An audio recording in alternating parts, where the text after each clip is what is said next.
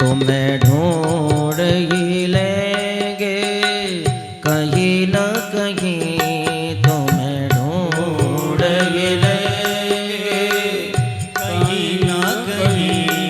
मनमोहन मूरत तेरी प्रभु, मिल जाओगे आप कहीं न कहीं, मिल जाओगे आप कहीं न कहीं। मनमोहन मूरत तेरी प्रभु।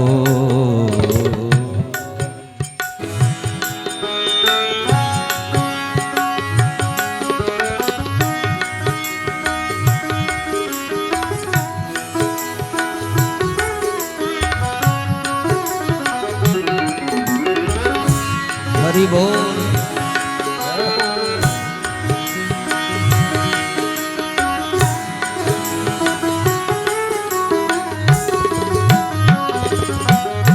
काशी मथुरा वृंदावन में, काशी मथुरा वृंदावन में, काशी मथुरा वृंदावन में, काशी मथुरा आप कहीं न कहीं।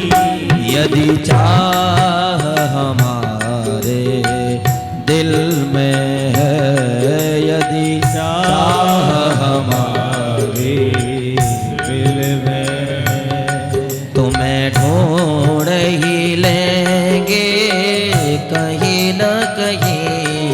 मनमोहन मूरत तेरी प्रभु।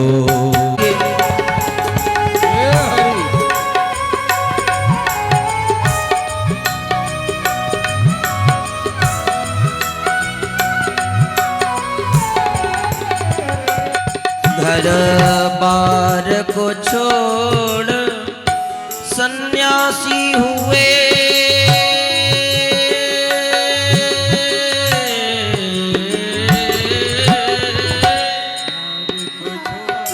घर बार को छोड़ सन्यासी हुए, घर बार को छोड़ सन्यासी हुए। सबको परित्याग उदासी हुए, आप कहीं न कहीं, मिल जाओगे आप कहीं न कहीं। मनमोहन मूरत तेरे प्रभु, मनमोहन मूर्ति तेरे प्रभु। बोलो बाकी। राज्य का सुख का त्याग करना पड़ा। यहाँ एकांत जंगल में पड़ी रहती है, वन में, उसके लिए पुत्र मांगती है। धन्य है तेरी नीति। अब जब तूने सेवा की है तो जो मांगा है वो दिया। तेरी बहन के तो पुत्र होगा, लेकिन तेरे भी गर्भ में जो होने वाली संतान है ना, वो भी पुत्र ही होगा। और तेरे लक्षण बड़े सुंदर हैं, तो तेरा पुत्र इतना बड़ा भगवान का भक्त होगा कि दुनिया के लोग उसका नाम गा करके भगवान की भक्ति में संलग्न हो जाया करेंगे।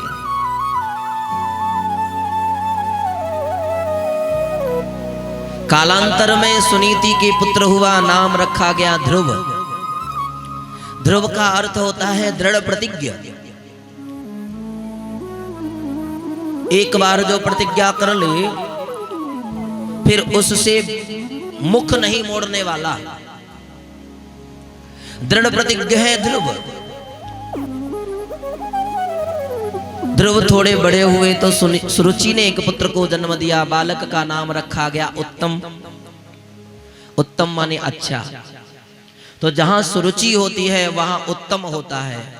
हर अच्छी वस्तु मेरे लिए ही होनी चाहिए, यही तो भाव है सुरुचि का।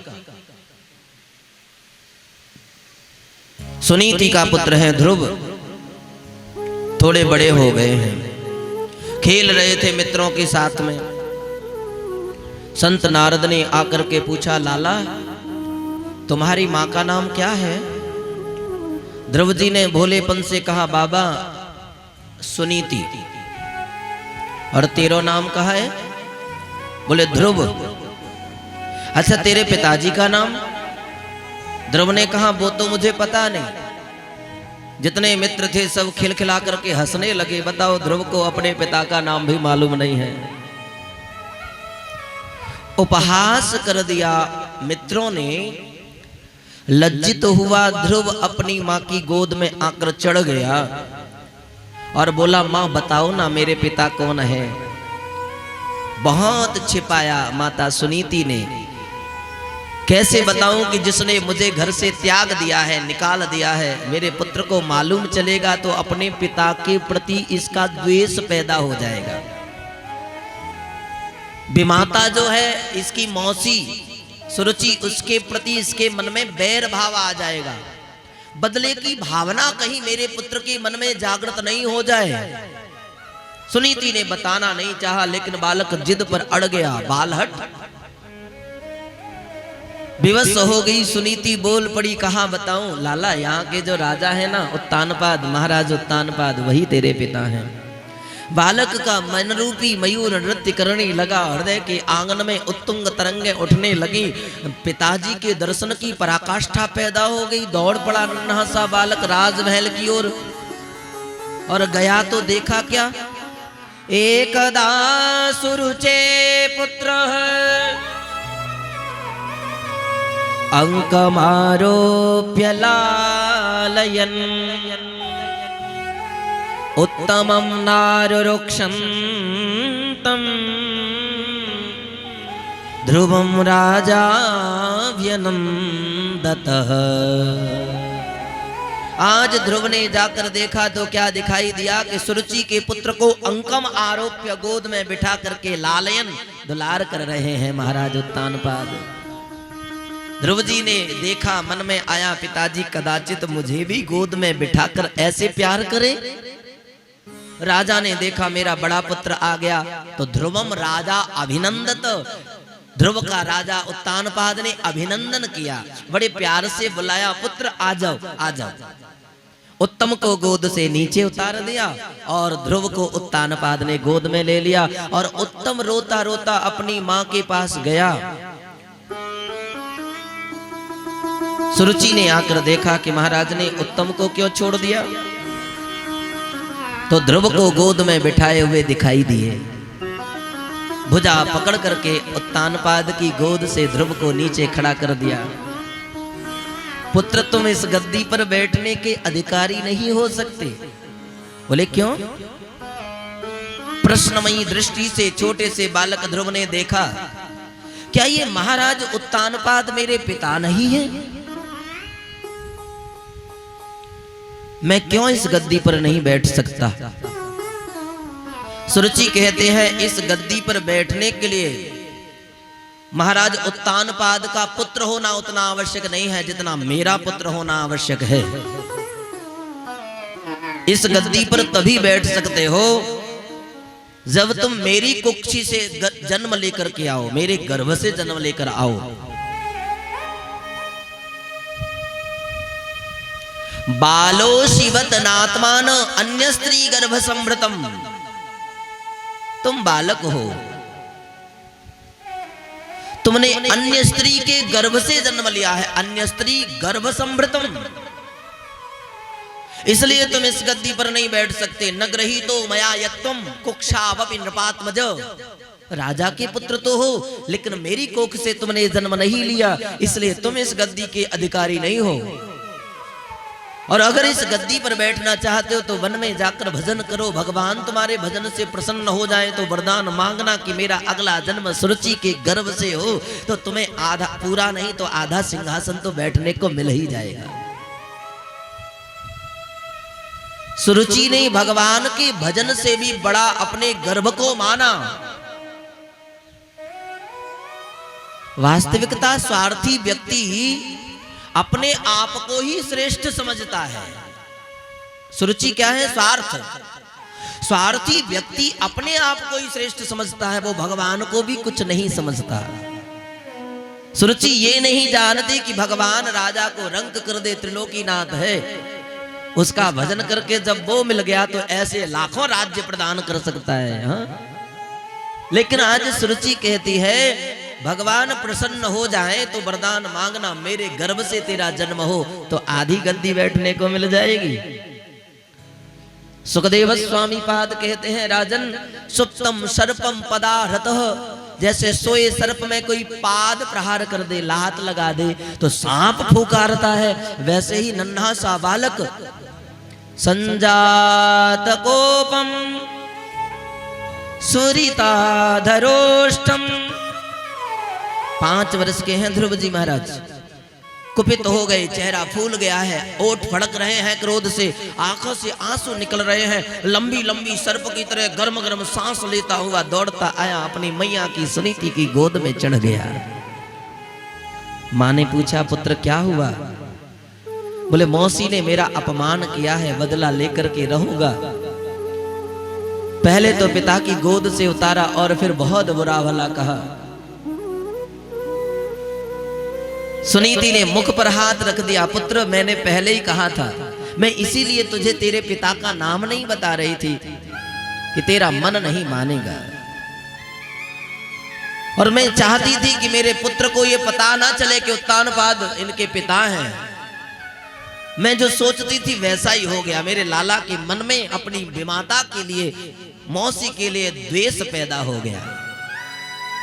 पुत्र मां अमंगलम तात परे सुमस्था,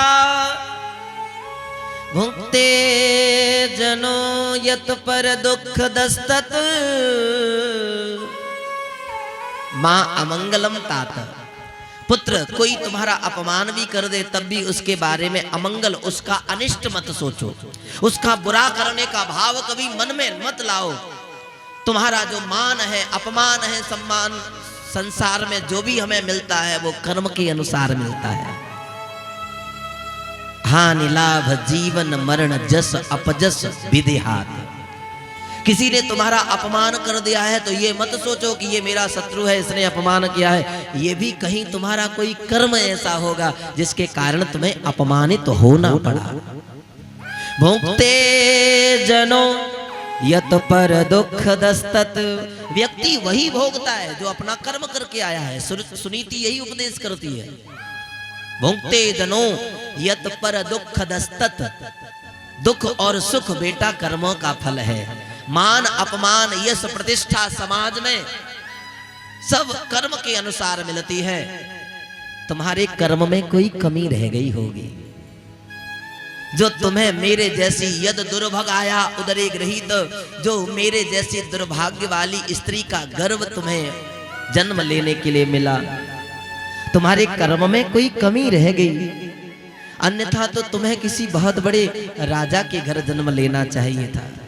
यद दुर्भागाया उदरे गृहीत, तुम्हारे कर्म में कमी रही होगी, इसलिए मेरे जैसी दुर्भाग्य वाली स्त्री का गर्भ तुम्हें जन्म के लिए मिला। और पुत्र सुरुचि की बातों का बुरा मत मानो। मां सुरुचि ने कहा है कि वन में जाकर भगवान का भजन करो, तो सत्यम सुरुच्याभिहितम, सुरुचि ने जो मार्ग बताया है वो सत्य ही है, क्योंकि मानव जीवन का लक्ष्य ही भगवान का भजन करके मुक्ति के लिए प्रयत्नशील होना है। मुक्ति का प्रयत्न करना ही मानव जीवन का लक्ष्य है। साधन धाम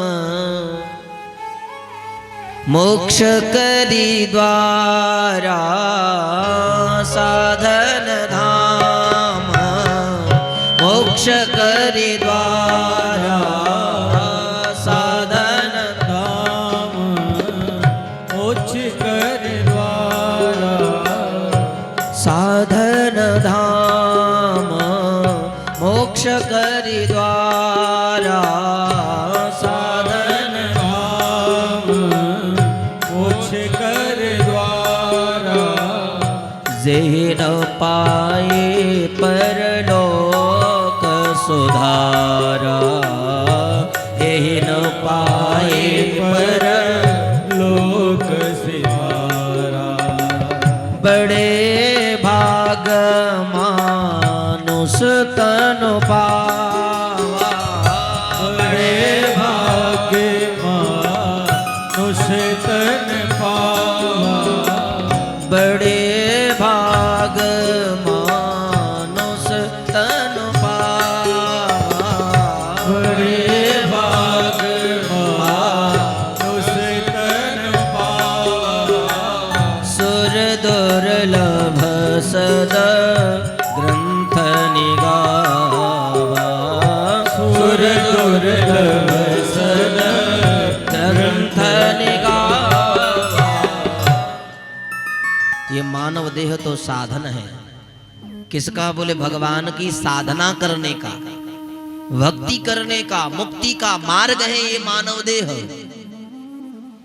और ये मानव देह पाकर के जिसने मुक्ति का यत्न नहीं किया वो व्यक्ति तो अभागा है।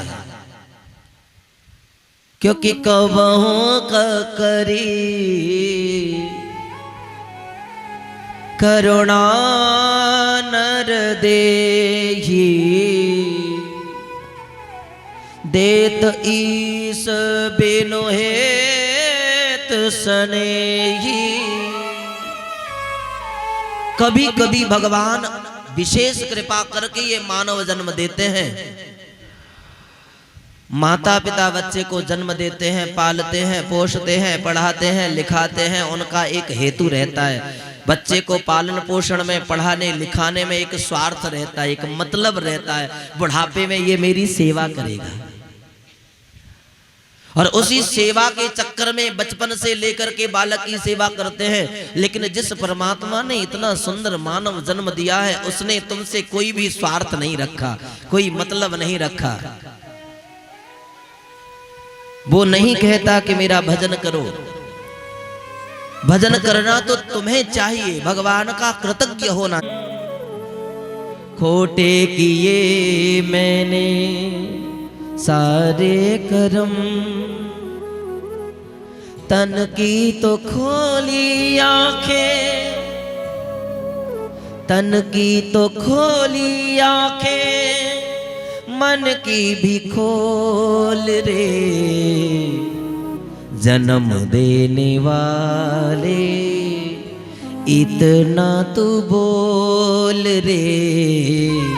जन्म देने वाले इतना तू बोल रे।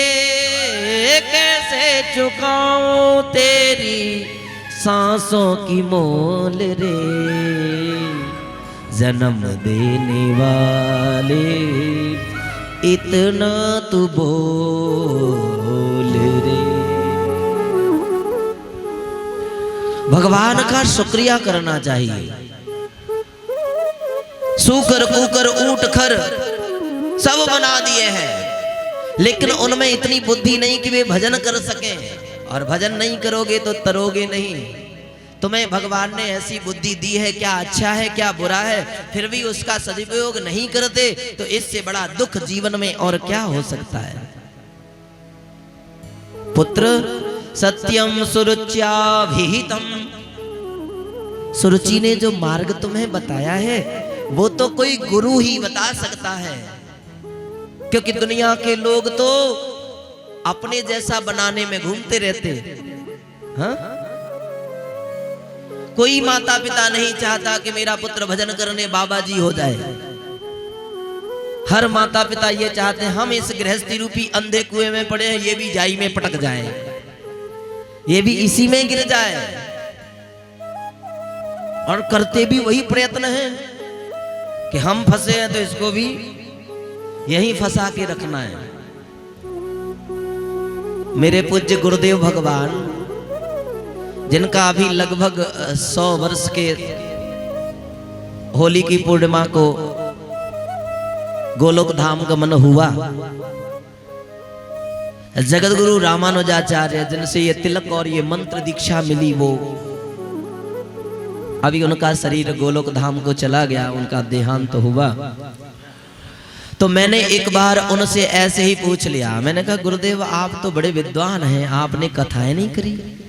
वृंदावन में आश्रम करीब करीब 250 करोड़ का संपत्ति है उनकी। आश्रम ऐसा है कि जब वृंदावन में जिस दिन से उन्होंने कथा करना बंद किया, आश्रम के बाहर पैर नहीं रखा।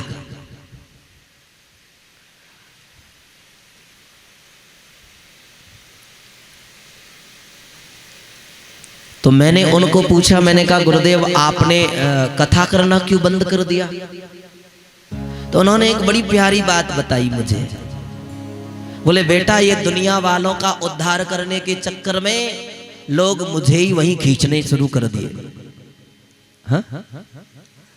मैंने सोचा था कि थोड़ा दुनिया वालों को दिशा दूं, कुछ ज्ञान का उपदेश करूं, जो ज्ञान है उसको इन लोगों को बांटूं। शायद एक भी व्यक्ति हजारों लोगों की भीड़ में से सुधर गया, भगवान के मार्ग में लग गया, तो मेरी कथा सफल हो जाएगी। लेकिन मैंने देखा क्या कि लोग मुझे ही अपनी ओर अपने समाज में खींचने लग गए। तो मैंने फिर किनारा कर लिया। प्रेम से बोलो। मतलब क्या हुआ? बोले 4 अंधे गलती से कुएं में गिर पड़े थे। दृष्टांत दिया गुरुदेव ने। 4 अंधे कुएं में गिर पड़े। अंधे कुएं में गिरे, पानी तो था नहीं, उसमें ज्यादा गहरा नहीं होता अंधा कुआं, लोग कूड़ा कचड़ा डाल देते हैं, मिट्टी उसमें। एक आंख वाले व्यक्ति ने अपना पैर फंसा करके कृपा करनी चाहिए कि ये अंधों को एक एक करके निकाल दिया जाए, बेचारे कुएं में पड़े। तो उस आंख वाले व्यक्ति ने अपना पैर फंसा करके कहा एक एक करके पकड़ लो और मैं खींच लूंगा ऊपर। पर उन चारों अंधों ने उस व्यक्ति के आंख वाले के पैर को पकड़ करके नीचे कुएं में ही पटकना चाहा। क्यों? क्योंकि ये जो व्यक्ति आंख वाला है, ये इस हमारे कुएं की जमीन है ना, इसको हड़पना चाहता है, हमको निकाल देगा, इस पर कब्जा करना चाहता है। क्यों ना इसको भी इसी में पटक लें। प्रेम से बोलो। तो लोगों ने ऐसा करना शुरू कर दिया कि मुझे ही गृहस्थ में ले जाने का प्रयास करने लगे। तो मैं तो ठहरा विरक्त, मैंने इनसे दूरियां ही बना ली। तो भैया ये दुनिया के लोग ऐसे हैं कि अपने में ही खींचते जाते, अपने में ही खींचते जाते। इसलिए महात्माओं को गृहस्थों से दूर रहना चाहिए। प्रेम से बोलो। क्योंकि कथा में बताया था ना, जैसो करोगे संग वैसो ही हुई हो रंग। इसलिए असंग रहना चाहिए, दूर रहना चाहिए। अगर त्याग दिया है तो बिल्कुल त्याग दो संसार को। ये दुनिया वालों की संगत करोगे तो महाराज ये पुनः यही खींच लेंगे। भजन भी जाएगा और व्रत भी भंग हो जाएगा। रंगे हो कपड़े तो मन भी रंगा लो। हाँ,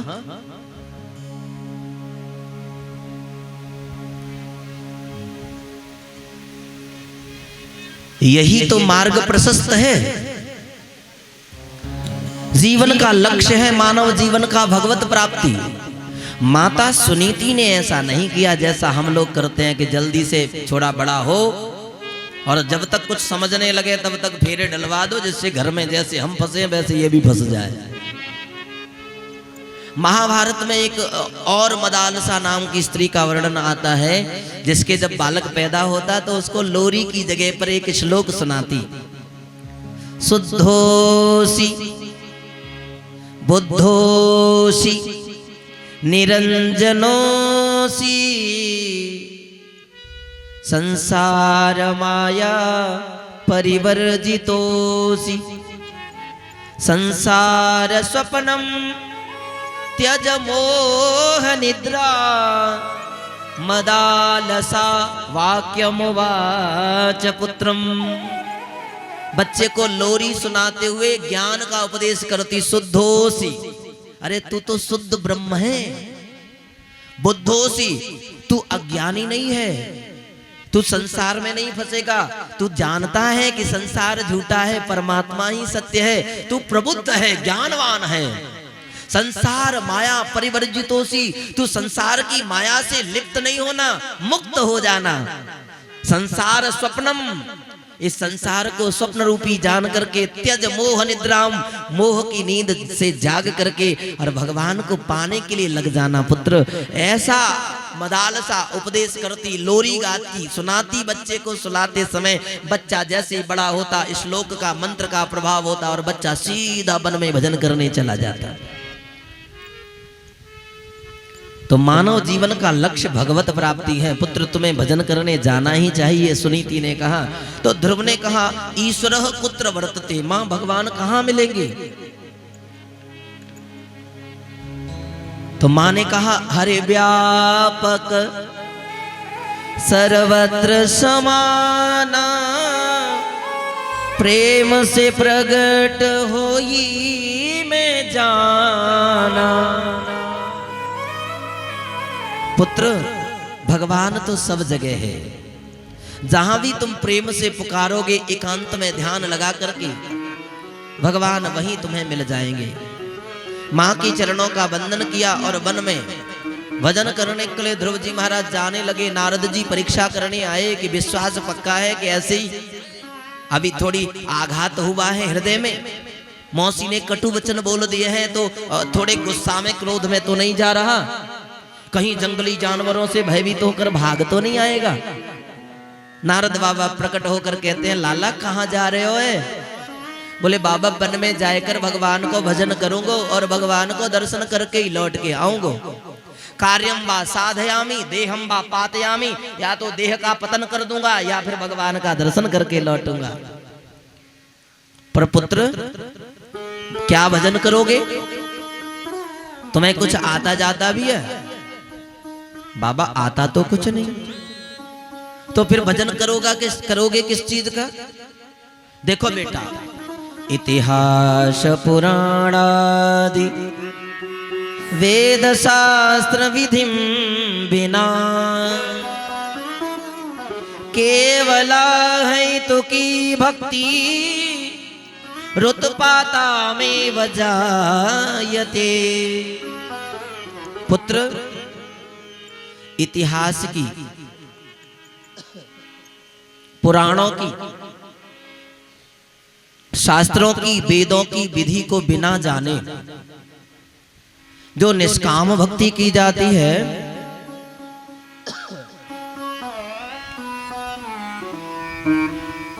उसमें अन्यान्य देवी देवता व्यवधान पहुंचाते हैं।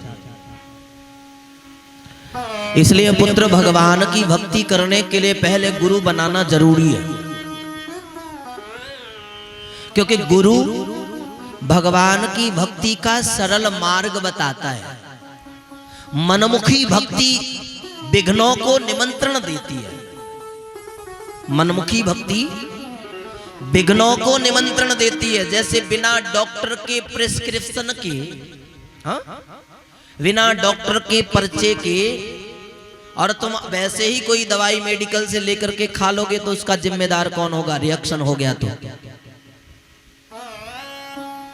डॉक्टर जो होता है वो तुम्हारी स्थिति को जांच करके, तुम्हारी तकलीफ को ध्यान में रख करके दवा देता है, तुम्हारी आयु को ध्यान में रख करके देता है। बच्चा है, इसको इतनी दवा देनी चाहिए, युवान है इतनी देनी चाहिए, बुढ़ापा है नहीं शरीर में झेल पाएंगे, तो उसकी डोज उतनी निर्धारित करता है डॉक्टर। और आपने सोचा कि एंटीबायोटिक 600 mg का हम लगवा लें बुढ़ापे में, तो महाराज गर्मी में चित्तपट हो जाओगे। प्रेम से बोलो। तो डॉक्टर के बिना पर्चे के दवा लेनी नहीं चाहिए। वो डॉक्टर बताएगा कि तेरी ये बीमारी है और इसके लिए इतनी दवा पर्याप्त है, अधिक ले लोगे तो नुकसान करेगी और कम लोगे तो असर नहीं करेगी। वैसे ही गुरु बनाना आवश्यक है। वो बताते हैं कि इसकी प्रवृत्ति किस तरीके की है। शिष्य की परीक्षा करते हैं, इसमें रजोगुण अधिक है, सतोगुण अधिक है या तमोगुण ज्यादा है। जैसा गुण होगा वैसे मंत्र की दीक्षा गुरुदेव देते हैं। अगर रजोगुणी हो तो ऐसा मंत्र देंगे, तमोगुणी हो तो कहेंगे बकरा काट कर काली पे चढ़ाओ। प्रेम से बोलो। क्योंकि तमोगुणी ऐसी क्रियाएं करते हैं, सतोगुणी तो करेगा नहीं, वो तो हिंसा से दूर रहता है। तो गुरु तुम्हारे लिए सरल मार्ग का चयन करके तुम्हें बताता है, उसमें फिर कोई व्यवधान नहीं आता, कोई विघ्न नहीं आता। इसलिए पुत्र गुरु बनाना चाहिए। तुमने कोई गुरु बनाया?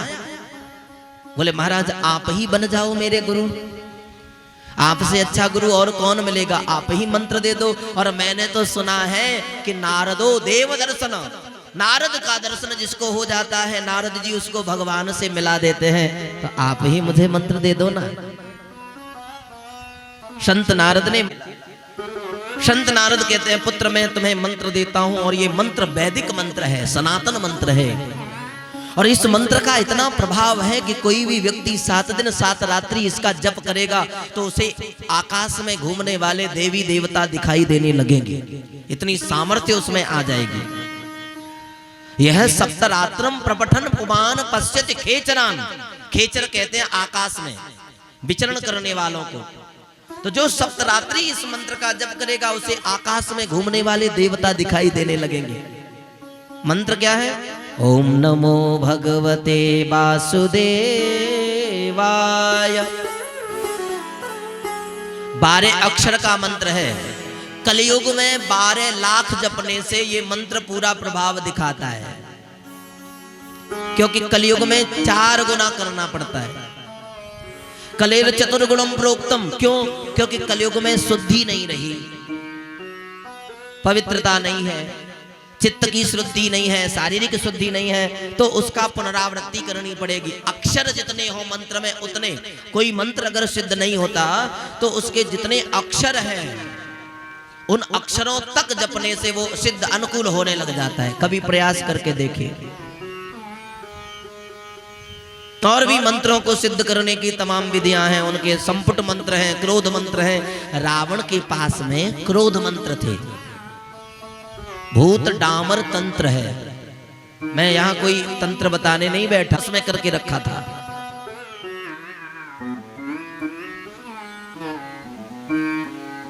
लेकिन याद रखिए, किसी भी देवता को अगर जबरदस्ती बंधन में रखोगे तो जहां मौका लगेगा वहीं चोट दे देगा। और अगर देवता कृपा करके आपके ऊपर प्रसन्न होगा तो कभी खतरा नहीं है उससे। जब लंका जलाने हनुमान जी गए तो लंका जलाने लगे तो सोने की लंका और चमकने लगी, और ज्यादा तपाने से सोना चमकता है तो और चमकने लगा। हनुमान जी ने सोचा ये हुआ क्या, मैं तो लंका को राख करना चाहता था, खाक करना चाहता था, ये तो और चमकती जा रही है। तो एक काला काला पुरुष मुंह नीचे को किए हुए रस्सी में बंधा हुआ पड़ा था। वो कहता है मुझे सीधा कर दो, मेरी नजर में ही ऐसा खोट है कि मेरी दृष्टि पड़ते ही लंका काली हो जाएगी। हनुमान जी ने पूछा कौन हो? बोले शनि महाराज। तो उलट पलट लंका सब जारी, जो उल्टा पड़ा था ना उसको पलट दिया। शनि की दृष्टि, शनि की पलकें इतनी लंबी लंबी हैं, शनिदेव जल्दी से किसी को हो जाए जीवन बर्बाद, जल्दी से वो किसी को देखते नहीं है। उनकी पलकें बहुत भारी हैं शनि महाराज की, वो एकदम से नेत्र बंद ही किए रहते हैं, क्योंकि पलकें बड़ी हैं तो लटकी रहती हैं। तो जो व्यक्ति ज्यादा सोता है उसको लोग कहते हैं ना बड़ा शनिचर है, पड़ा ही रहता है। हाँ? तो शनि को सीधा किया, दृष्टि पड़ी, लंका एकदम काली पड़ गई। तो जिसको जबरदस्ती बंधन में बांधा जाएगा वो कभी भी मौका लगते ही पटक सकता है, आपको झटका दे सकता है। मंत्र दे दिया, पुत्र गच्छ मधुर्वनम तात नित्यम सानिध्यताम हरे। पुत्र मथुरा के पास में मधुवन है, यमुना का जल बहता है, और जहां आज भी भगवान विराजमान है, नित्य लीला करते हैं। तुम वहां जाओ और वहां जाकर के पहले यमुना के जल में स्नान करना, और बालू की मूर्ति बनाकर इस मंत्र से भगवान की प्रतिष्ठा कर लेना। फल फूल पत्ते जो मिल जाएं लेकर आना, ठाकुर जी का भोग लगाकर मंत्र जपना। विश्वास रखना मंत्र में और गुरु में। विश्वासो गुरु वाक्येषु, गुरु के वाक्य में विश्वास रखना चाहिए और विश्वासो फलदायक। गुरु के वाक्य में अगर विश्वास पक्का होगा तो गुरु ने जो मंत्र दिया है, भले ही ऊट पटांग दे दिया हो, वो भी पूरा कार्य करेगा। और गुरु के वाक्य में विश्वास नहीं है तो मंत्र कितना भी साक्षात ठाकुर जी को प्रकट करने वाला भी दे दे तो भी भगवान नहीं आएंगे। विश्वासो गुरु वाक्य सो, गुरु के वचन अटल करी मानो, साधु समागम कीजे, मन रे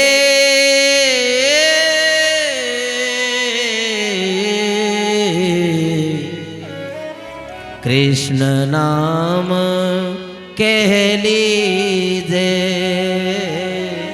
कृष्ण नाम कह लीजे। गुरु के वचन अटल करी मानो, विश्वास हो गुरु वाक्य सो, गुरु के वाक्य में विश्वास है तो भगवान मिल जाएंगे।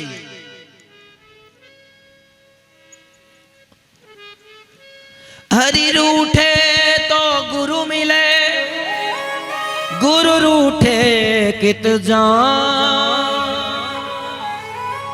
हरि रूठे तो गुरु मिले, गुरु राखे, और गुरु रूठे कित जाओ, क्योंकि गुरु के रुष्ट होने पर भगवान भी बचा नहीं सकता।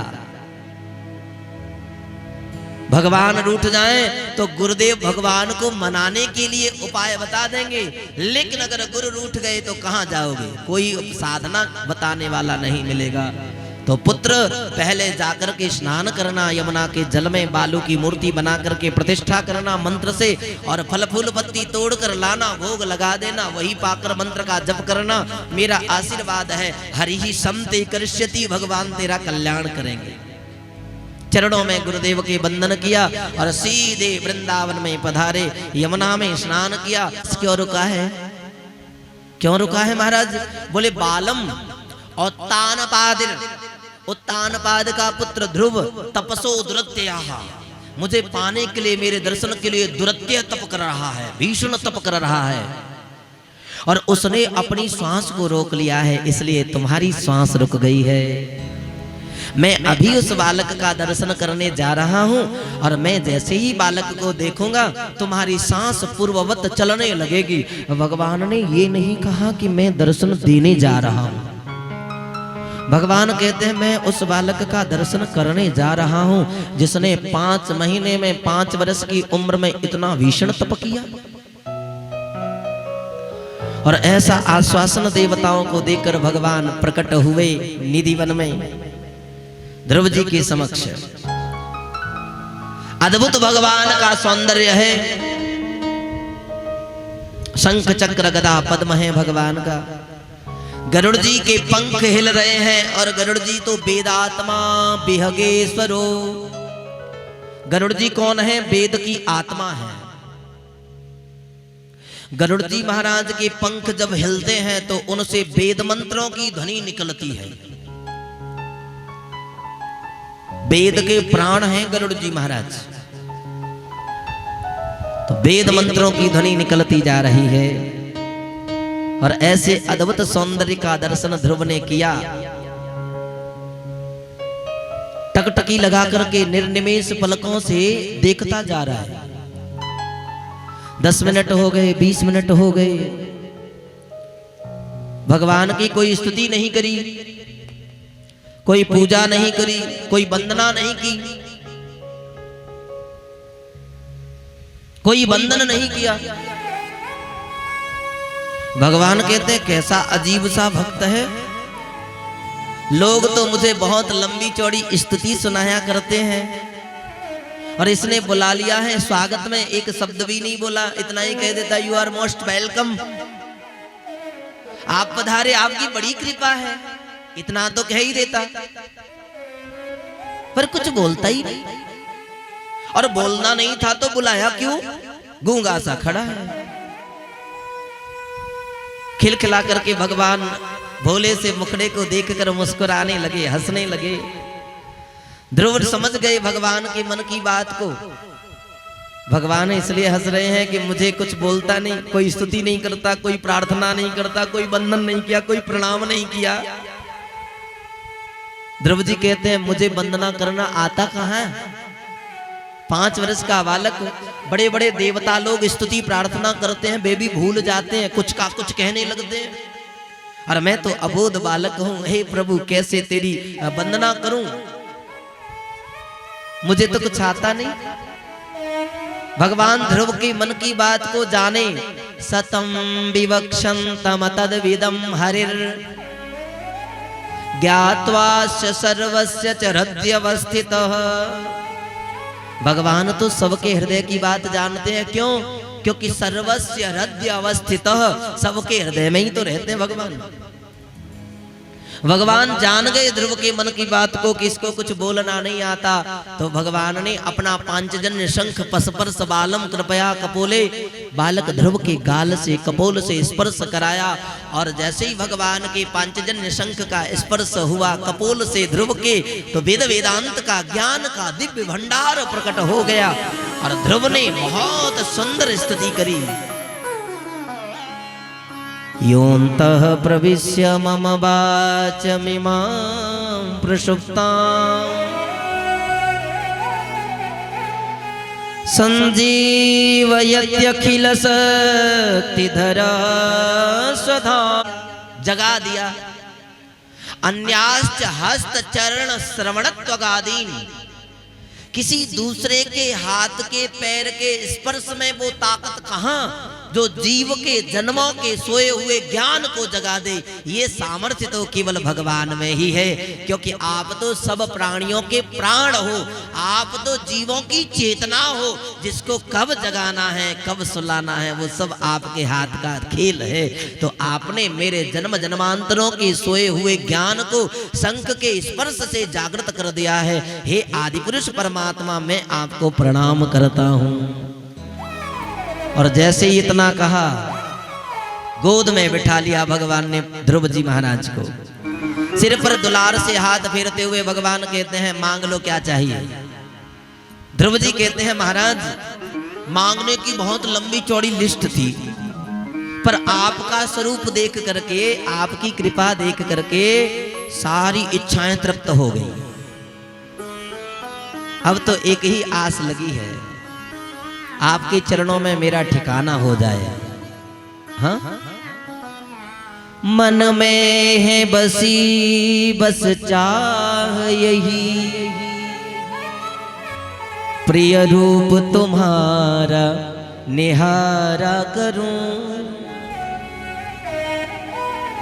बैठ तेरे पद पंकज में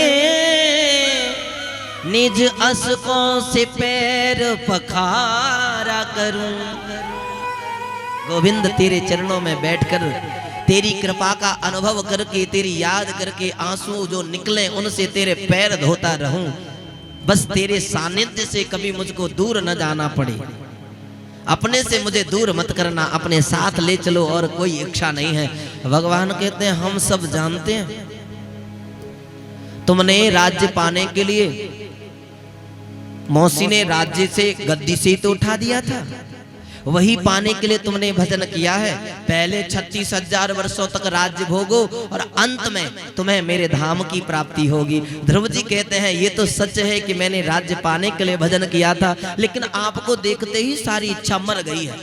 अब तो आप अपने साथ ले चलो। भगवान कहते हैं जब तक जीव के चित्त में संसार के प्रति राग रहता है, राग माने कोई इच्छा रहती है, तब तक जीव का मेरे चरणों में पूर्ण अनुराग नहीं होता। अब मान के चलो तुम्हारे मन में राज्य की इच्छा है और मैं तुम्हें अपने धाम ले गया, और कल को तुम कहने लगो कि महाराज मुझे तो मृत्यु लोक में राजा बनना है, तो बैकुंठ छोड़ के फिर राजा नहीं बना सकता, इसलिए पहले राजा बन जाओ, बाद में बैकुंठ आ जाना। प्रेम से बोलो, अरे ने के जोर से बोल दो, राजा बन जाओ पहले। भगवान ऐसा कहकर के अंतर्धान हो गए। सुखदेव स्वामी कहते हैं राजन बिहारी से अखियां लड़ी, वो चाहे फांसी लगे या लगे हथकड़ी, चाहे फांसी लगे या लगे हथकड़ी।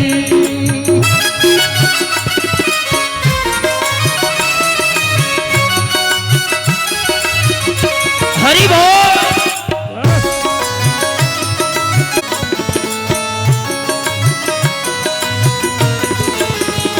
चाहे फांसी लगे या लगे हथकड़ी, चाहे फांसी लगे या लगे हथकड़ी, चाहे फांसी लगे या लगे हथकड़ी। ओ मेरे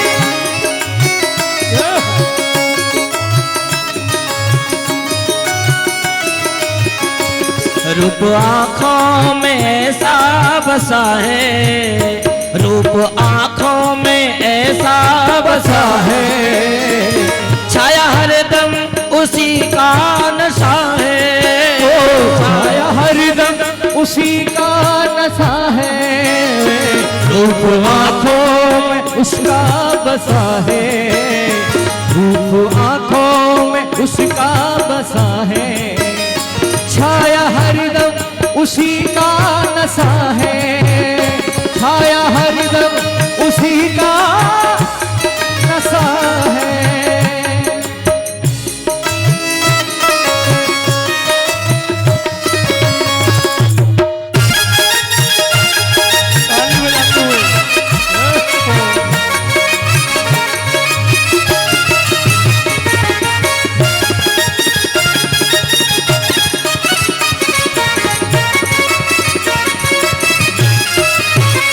तेरे नैनों से नैना, नैनों से नैना मिले हर घड़ी, तेरे नैनों से नैना मिले हर घड़ी। वो चाहे फांसी लगे या लगे हथकड़ी, चाहे फांसी लगे या लगे हथकड़ी। मेरे बांके बिहारी से अखियां लड़ी, मेरे बांके बिहारी से अखियां लड़ी। वो चाहे फांसी लगे या लगे हथकड़ी, चाहे फांसी लगे या लगे हथकड़ी।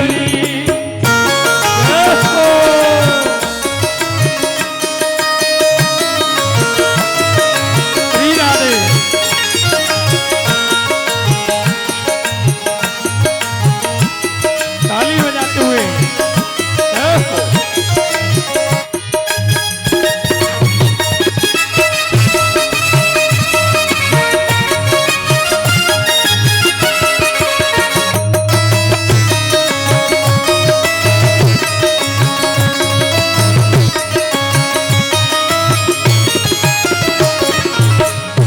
सखी गोकुल नगरिया पुजाऊंगी मैं, प्रेम घर उनके दर पे बनाऊंगी मैं। सखी गोकुल नगरिया पुजाऊंगी मैं, प्रेम घर उनके दर पे बनाऊंगी मैं, प्रेम घर उनके दर पे बनाऊंगी मैं, प्रेम घर उनके।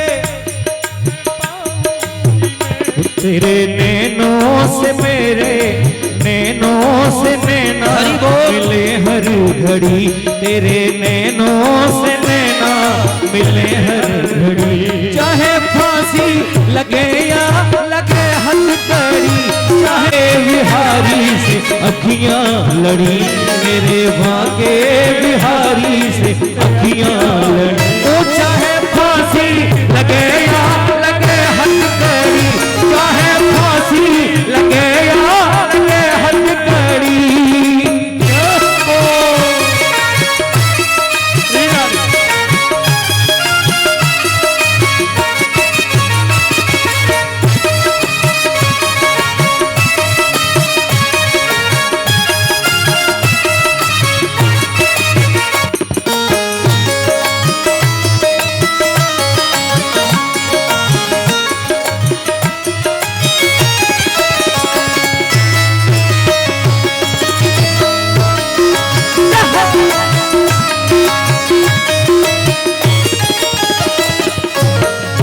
तेरी बाकी अदा ने किया बाबरे, तेरे नैनों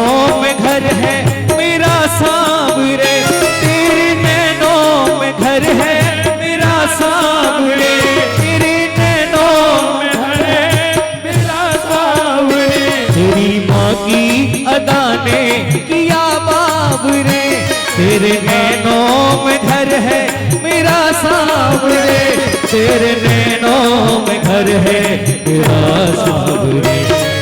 नैनों से नैना, अरे नैनों से नैना, कीर्तन करूंगी खड़ी ही खड़ी, चाहे फांसी चाहे कड़ी, चाहे फांसी मेरे बांके बिहारी से विनती बिहारी जी सुन लीजिए, अपने चरणों की दासी बना लीजिए।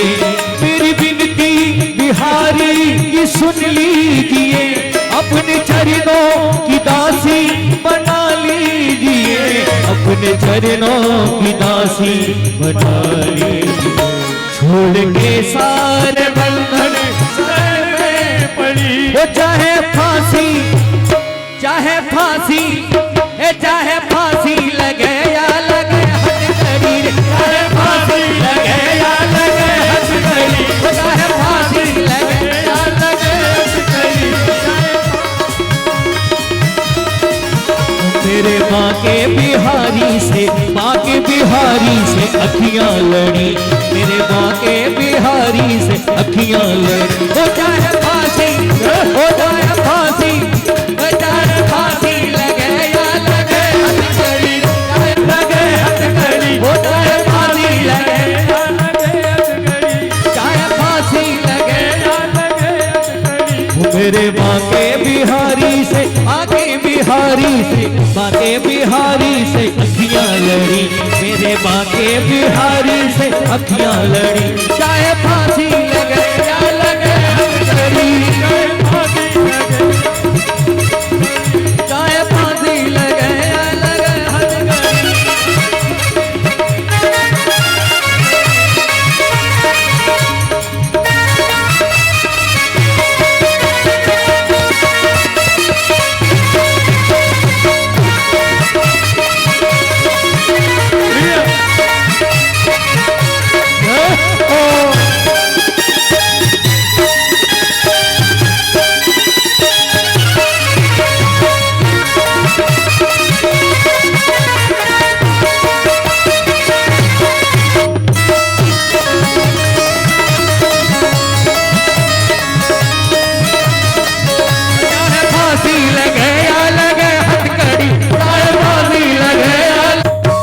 बोल बांके बिहारी लाल की जय हो, राधा रानी सरकार की जय हो।